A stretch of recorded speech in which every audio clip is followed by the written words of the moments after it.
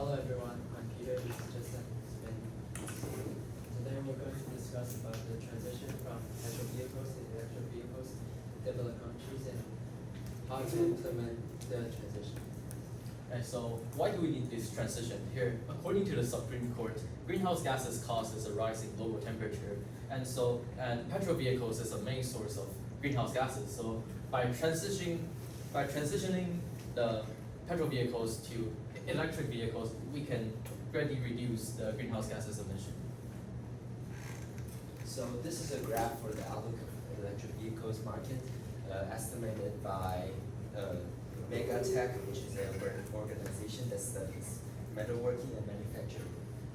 So as you can see, for the graph illustrated four major developed countries and their trend of electric vehicles growth until 2030. So according to the graph, we will have much more electric vehicles in the future. So these will be our following lenses. I'll be doing the environmental lens, and Ben will do the political lens, Peter will be doing the scientific lens, and Ian will be doing the economics lens. So for the context of the environmentally, how does EV improve the environment? So there's actually one thing that people use to analyze the carbon cycle of a vehicle. So according to the World EV article published on the World EV Journal by Mario Hertz and Theodon Newman, two researchers at Graz Tech University. So life cycle analysis is actually they analyze from the first stage, which is development, and then on-road usage, and also ways that they get the energy that they use, for example, oil or electricity, and also disposal. And overall, although EVs produce more pollution during the manufacturing phase of the production because they produce a lot more pollution to manufacture the batteries, they create a lot less on the road, and it is more efficient to create electricity. Furthermore, EVs also have a higher development capacity for the future, as it is a newer technology and they can find a lot of ways to decrease the amount of pollution. So the transition from PVs to EVs would also lead to a decrease in the total energy consumption in developed countries, because EVs have a shorter energy transition pathway than PVs, and therefore they waste less energy. And this is mainly because in petrol vehicles, internal combustion engines, chemical conversion energy is transformed into thermal energy before transformed into kinetic energy. So there's a lot of thermal energy loss due to the environment. However, in EVs, in their magnetic motors, electricity is directly transformed into kinetic energy. So there's a lot less waste energy. And this is a diagram that represents the energy efficiencies of PVs and EVs from motor trend and data extracted from fuel economy. Now, as the transition started, most national leaders focuses on accelerating their EVs growth, and they do that by implementing some government policy like providing funds or other things like tax credit. And what this does is this promotes the growth of related industry, like the battery industry in this case, and this also increases the national competition, which is a good thing because that further motivates the automobile makers to work even harder to outcompete other countries. So economically, the transition from petrol vehicles to electric vehicles can be considered in two categories, which is the ownership cost by individuals and the implementation of facility needed to support the growing population of electric vehicles, for example, charging stations. So for ownership costs, we can separate it into three main costs stated on the board. And so for electric vehicles, the maintenance cost and energy consumption cost is actually lower much lower than petrol vehicles, while the base cost, which is the cost to purchase the vehicle, is twofold of petrol vehicles in average. So according to a study, electric vehicles can save up to $6,000 to $10,000 US on average in lifetime usage, if not considering governmental funds. And according to a consumer report study conducted by Courtney Lindwell, who is a writer of Natural Resources Defense Council's Communication Department, EVs drivers tend to spend about 60% less each year on fuel costs. And considering the implementation costs, several countries and firms have regarded the increasing usage of electricity and invested money into the transition of oil industry into the electricity industry. And according to the study, countries like Spain, which is a developed country, can fully adapt to the shift to electric vehicles within 5 to 15 years time if they implement photovoltaics, which is also some solar panels and other electricity generating facilities. So if electric vehicles are actually so beneficial to the environment, why don't we just switch directly from PVs to EVs? This is actually because of some environmental reasons. One of the reasons is because of the density of gas stations and EV charging stations. So this is an image that I took from Google Maps of the EV charging stations and gas stations in Long Island, New York, which is one of the most populated places on the planet. So as you can see on the graph on your left, EV charging stations are really dense, and also because EV charging station takes a long time to charge, this means that people on the outskirts doesn't really have access to charge an EV. And keep in mind, this is in Long Island, New York, which is a really populated city. In comparison to a gas station, which is less dense and separated everywhere, and it also requires just a few minutes to charge, to fuel up. So in this case, it's really hard for users to actually use an EV currently because there's not enough EV charging stations. And also, the current production market is still heavily dependent on ICE cells. So this is the current number of EVs, of cells on EVs. However, it is not comparable to the entire global market. So for these manufacturers, for now, they're still focusing on manufacturing ICE EVs. If policies for like that forces producers to change it to EVs, they will need a really long transition time to transit into pure EVs, which is why we propose a few solutions. And our first solution is using hybrid vehicles, which is using hybrid vehicles as a bridge in the process of transition. And this compromises the benefit from both mechanical and electric power transmission, in which it can optimize the power plant to function better with high acceleration, low acceleration, or high speed and low speed. And this also have less impact on the petrol industry. And also, so for environmentally, this transition will be beneficial, as according to this graph by Celine Oghus. On the lowest bracket, you can see the total emission of the entire life cycle that I just mentioned previously. So hybrid vehicles are still more beneficial to the environment in comparison to internal combustion engine vehicles. And this will prolong the process of the transition. But some would argue that the manufacture of EVs actually cause a lot more pollution. And if you manufacture a hybrid, doesn't that mean you have to manufacture the battery and also produce pollution while on the road? Actually, hybrid vehicles have a battery that's 5 times smaller than a regular EV, so that hugely lowers the pollution. So how would using hybrid vehicles as a bridge benefit energy consumption? If we're using direct change from PVs to EVs, 1.1% of decrease of energy consumption from fossil fuels would happen, but also a 0.6 increase of energy consumption from electricity. So if we are using a direct change, countries might not be able to adapt to the increase in electricity consumption. However, if we use hybrid vehicles, we only look at a 0.3% increase in electricity consumption, which would give developed countries more time to adapt to the change. And this is a graph of electricity generation increase So looking at the solution from a political aspect, there's already tax credit from the IRS to hybrid card owners, which is up to $7,500, and also it causes more competition between China and USA. As Biden stated, labor focuses not only on tackling climate crisis but also to outcome China.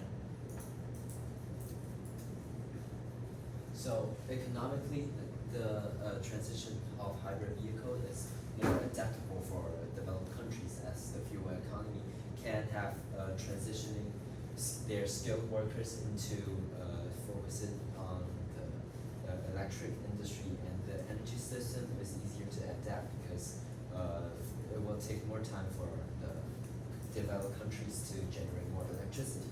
So according to electric sector emissions impact by the environmental protection agencies, automakers have begun to include EVs as an integral part of the current and future product lines.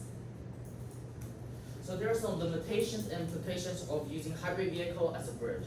So one of the first limitations is that not all households can afford hybrid vehicles. Although on the current market, hybrid vehicles, electric vehicles, and petrol vehicles could be similar in price. But a lot of current users or buyers that's looking to buy a car are buying second-hand cars, which for now only includes ICE EVs. And also, not all areas can afford vehicles. Like it should state that hybrid vehicles, as stated before, and also if they can't use the electricity function of the vehicles, they are not going to buy it. There are also some implications of this solution. The transition process will actually slowly decrease the number of gas stations, as if there are more hybrid cars, there's going to be a less demand of fuel and gas. And now these gas stations will slowly transit into an EV charging station. So for our second solution, we have taxation, which is taxing on the usage of fossil fuels. So this is a more immediate response to that can decrease the incentives of petrol vehicles usage. So how would this be beneficial?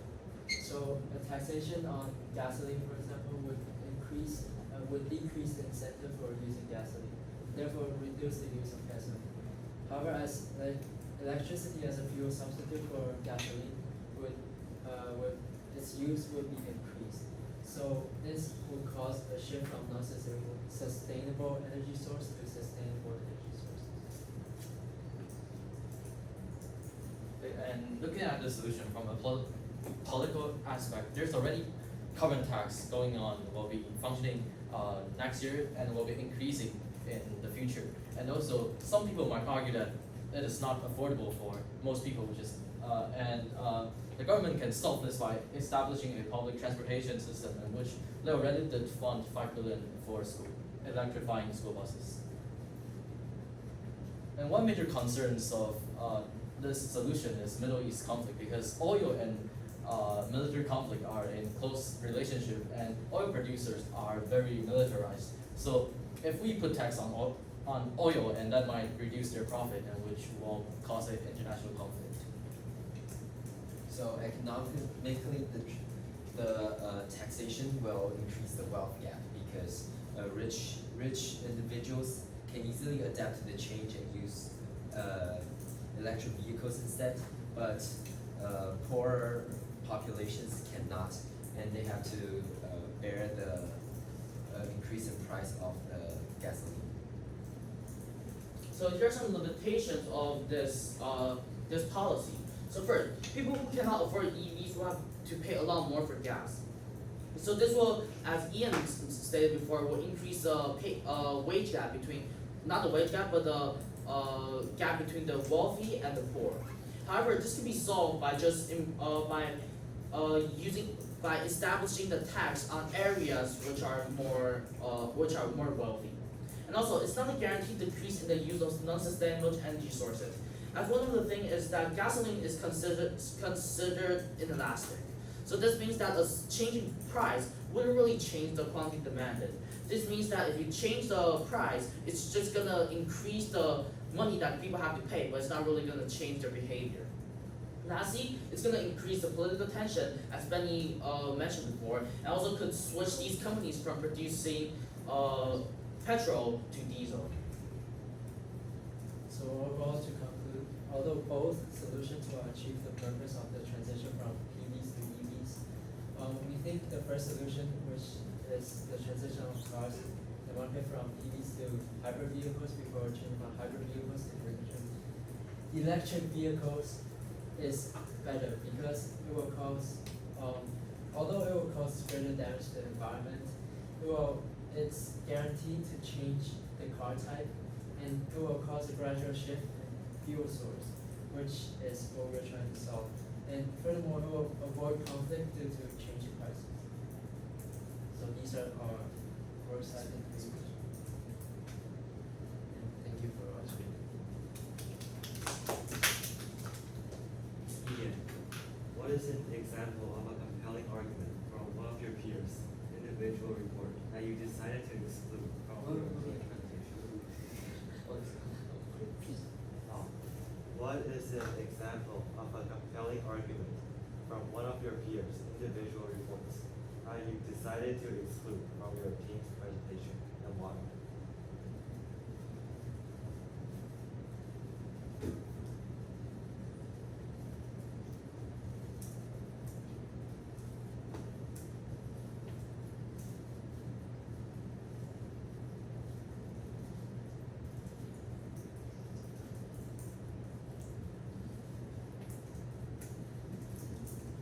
Just compelling means counter arguments. Why are you asking them? It's on this.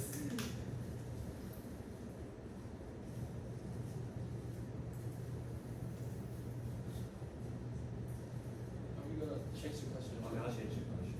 In what way did you improve your ability to work with a group as a result of this project?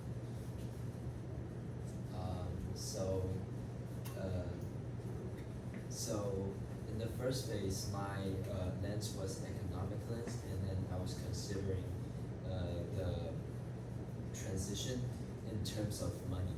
So all I considered is how much will it cost to implement electric vehicles and related infrastructures like charging stations. And throughout the process, they have held any like different ideas that I have never considered of. For example, Benny has mentioned the conflict of the economic that may cause by the shift in price. And so I think this project make me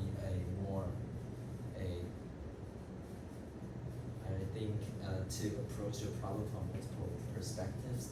And while doing the presentation, we have multiple discussions and arguments about whether we should include some of the images or text, and that really helped me to kind of improve my persuasive skills and collaborative skills as we finally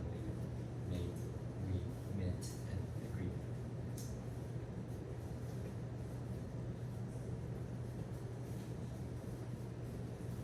So Benny, what is the way in which your team's resolution makes you to think differently about your own individual outcomes? From the solutions that is offered by Justin and Peter, which is the hybrid vehicles, I found that because I'm doing political lens, so what I'm focusing on is incentives and tax. So I thought tax and incentives were probably the best solutions, but that might cause this conflict. But then the hybrid vehicle is actually a very well-rounded solution comparing to my own solution on taxing or rising taxes, rising prices. So I think the solution offered by them changes my perspective toward this problem a lot. Peter, having finished your project, what, if anything, you consider to be a gap in your team's research that would make you feel more confident about your conclusion? think a gap that we need to close in if we're doing it for another time is that we kind of need to discuss about our problem and solution. Because like originally we thought of the transition as a solution to the climate change, but then afterwards we need to like think of two solutions that would like kind of like counter our problem. Then we thought of like thinking the transition as a problem that will happen, but like it's hard to like implement. So we thought of that as a problem, and we thought of like two more solutions to solve that problem. And so basically we need to discuss more about like the topic and what we're going to work on. So Justin, in what way did you improve your ability to work with a group as a result of this? So because this kind of presentation is really different from the usual kind of presentation where we all find our research on the same topic and we sort of incorporate it. This time we're all going from a different perspective, and when we started out the presentation, it was sort of just a IRR presentation where we all presented our ideas and the solutions were kept at a minimal. However, throughout the discussion process, we slowly improved our presentation and also our skill of trying to incorporate different ideas, like mixing politics with economics or science and environment, and in the end we create the presentation that we wanted.